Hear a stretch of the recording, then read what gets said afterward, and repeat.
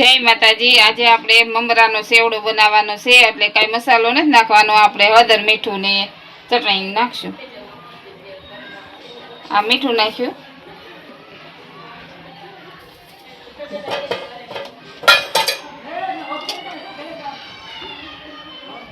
આ હળદર નાખશું। આવી રીતે નાખશું એટલે આમાં તળેલું ઉપર આવશે ને એટલે બધી હળદર પાકી જાય।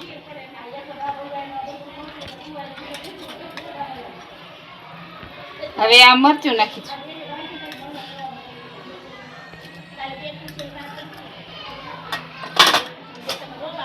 હવે આપણે આ પૌવા ને આ ભૂંગળા ને આ બટેકાની સીણ છે, આ દાણા છે, આટલું તળીને હવે આપણે નાખશું। તો પહેલા આપણે આ દાણા તળશું।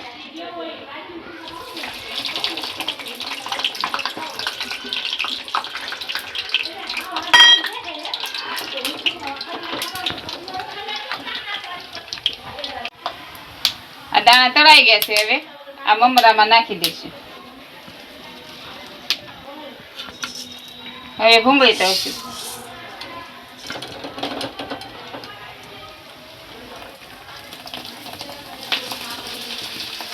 જો આવી રીતે ઝારામાં તળાઈ ગઈ।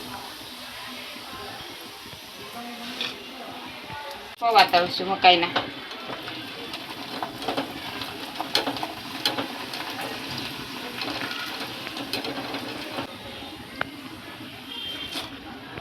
અને સીણ તળશું।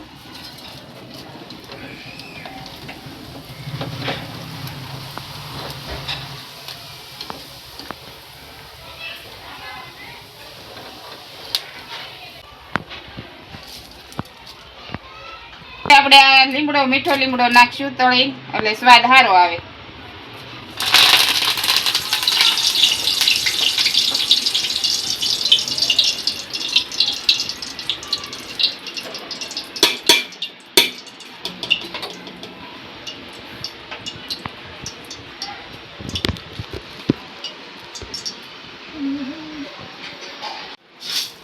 હવે આપણે આમ મમરાને મિક્સ કરી લેવું।